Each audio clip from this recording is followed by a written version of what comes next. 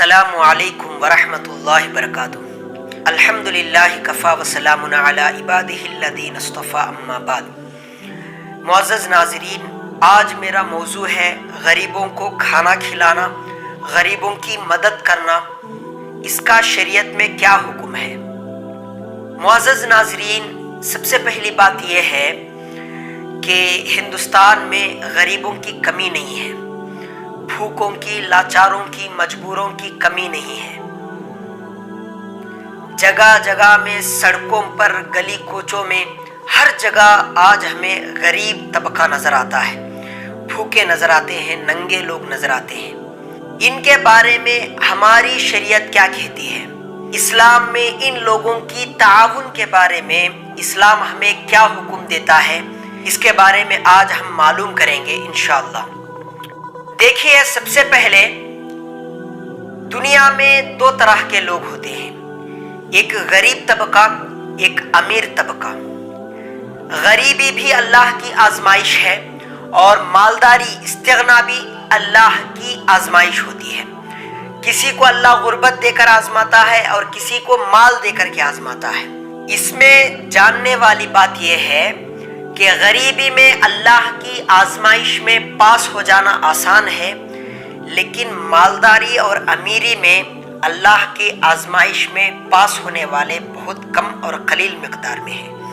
معزز ناظرین، غریبی میں صبر کر لینا یہ اللہ کی آزمائش میں کامیابی کی دلیل ہے، اور مالداری میں لوگوں پر مال خرچ کر کے، لوگوں پر مال لٹا کر کے اور ان کا تعاون کر کے اپنے مال کو خرچ کرنا، یہ مالداری میں اللہ کی آزمائش میں کامیابی کی دلیل ہے۔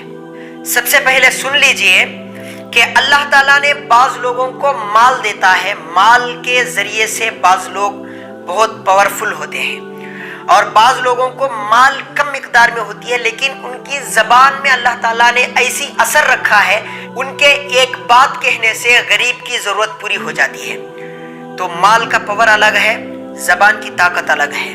تو مال کی طاقت اللہ تعالیٰ نے جن لوگوں کو دیا ہے، وہ لوگ مالی تعاون کرنا ان پر لازم ہے، اور زبانی طاقت اللہ تعالیٰ نے جن لوگوں کو دیا ہے، زبان کے ذریعے سے لوگوں کی مدد کرنا یہ لازم ہے۔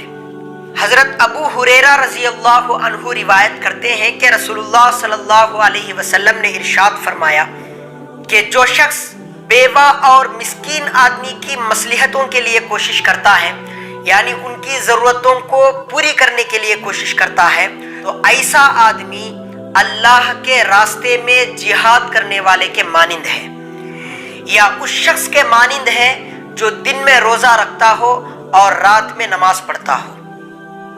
اور مزید حضرت ابو ہریرہ رضی اللہ عنہ سے اور ایک روایت منقول ہے، سرکار دو عالم صلی اللہ علیہ وسلم نے ارشاد فرمایا، جو شخص کسی مسلمان بھائی کی دنیاوی تکلیفوں میں سے کسی ایک تکلیف کو دور کرے گا، اللہ تعالیٰ آخرت کی مصیبتوں میں سے کوئی ایک مصیبت اس پر سے ہٹا دیتے ہیں۔ اور جو شخص کسی تنگ دست کے لیے آسانی پیدا کر دیتا ہے، اللہ تعالیٰ دنیا اور آخرت میں اس کے لیے آسانیاں پیدا کرتا ہے۔ اور جو شخص کسی مسلمان کی پردہ پوشی کرتا ہے، اللہ تعالیٰ دنیا اور آخرت میں اس کی پردہ پوشی فرماتے ہیں، اور اللہ تعالیٰ اس وقت تک بندے کی مدد کرتا رہے گا جب تک وہ اپنے بھائی کی مدد میں لگا رہے گا۔ کتنی بڑی فضیلت ہے کسی کی مدد کرنا، کسی کی مصیبت کو دور کرنے کی کوشش کرنا، تو اللہ تعالیٰ خود اس کا معاون اور مددگار بن جاتا ہے۔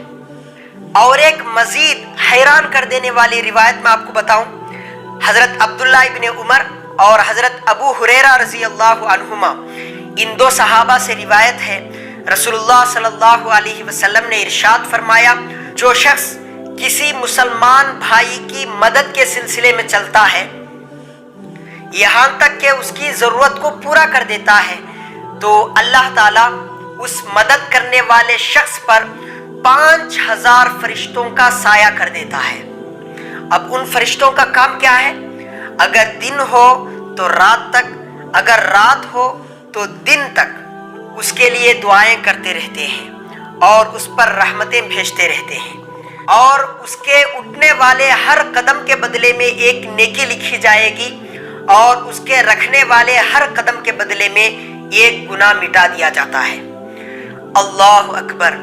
کتنی بڑی فضیلت ہے کسی مسلمان بھائی کی ضرورت کو پورا کر دینا، اس کی ضرورت کے لیے کوشش کرنا، چاہے وہ مدد کھانا کھلانے کے ذریعے سے کریں یا کپڑا پہنانے کے ذریعے سے کریں۔ اگر کوئی بے مکان ہے، کسی کو سایہ نہیں ہے، تو اس کے رہائش کا انتظام کر دیں۔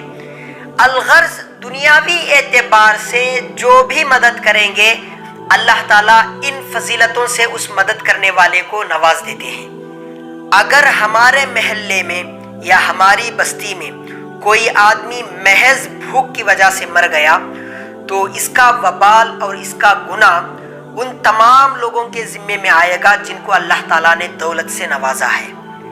اس لیے خاص توجہ ہونی چاہیے کہ اللہ تعالیٰ نے جو مال ہمیں دیا ہے، جو دولت ہمیں دیا ہے، یہ اپنی ضروریات کو پورے کرنے کے ساتھ ساتھ جو بچت مال ہے، اپنی ضروریات کو روک کر کے دوسروں پر خرچ کرنا یہ ضروری نہیں ہے۔ اپنی ضروریات پورے کرنے کے بعد جو بچت ہے اس مال کے ذریعے سے لوگوں کا تعاون کریں۔ حضرت علی رضی اللہ عنہ سے روایت ہے کہ رسول اللہ صلی اللہ علیہ وسلم نے ایک مرتبہ ارشاد فرمایا کہ جنت میں ایک محل ہے، وہ ایسا محل ہے کہ اندر سے اگر دیکھیں گے تو باہر کا منظر نظر آئے گا اور اگر باہر سے دیکھیں گے تو اندر کا منظر نظر آئے گا۔ یہ سن کر ایک اعرابی صحابی کھڑے ہو گئے اور عرض کرنے لگے کہ یا رسول اللہ، یہ محل کس کے لیے ہے؟ تو سرکار دو عالم صلی اللہ علیہ وسلم نے 4 باتوں کی طرف توجہ دلائی۔ پہلی بات یہ ہے کہ جو اچھی طرح بات کرے، نرم انداز سے بات کرنا، محبت سے بات کرنا، تو جو اچھی طرح بات کرے۔ اور دوسری بات ہے جو لوگوں کو کھانا کھلائے، اپنے مال کو خرچ کرے، کنجوسی نہ کرے، لوگوں کی بھوک کو سمجھ کر کے لوگوں کو کھانا کھلائے۔ شریعت میں روزہ فرض کرنے کی مصلحت یہ بھی ہے کہ اگر آدمی بھوکا رہے گا تو بھوکوں کی بھوک کی تکلیف کو سمجھے گا، بھوکوں کو کھانا کھلانے پر شوق بڑھے گا۔ اب تیسری بات کیا ہے؟ کثرت سے روزہ رکھنا۔ اور چوتھی بات ہے راتوں کو نماز پڑھنا جب ساری دنیا سوئی ہوئی ہو، یعنی تہجد کی نماز کی پابندی کرنا۔ یہ 4 اوصاف جس شخص کے اندر ہوں گے، جنت میں وہ محل اس کا ہوگا۔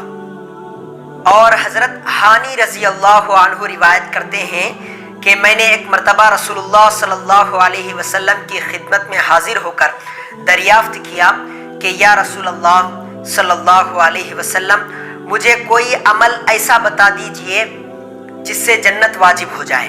سرکار دو عالم صلی اللہ علیہ وسلم نے ارشاد فرمایا کہ اچھی طرح بات کرنے کو اور غریبوں کو کھانا کھلانے کو اپنے اوپر لازم کر لے، یعنی یہ 2 عمل کر لے، جنت واجب ہو جائے گی۔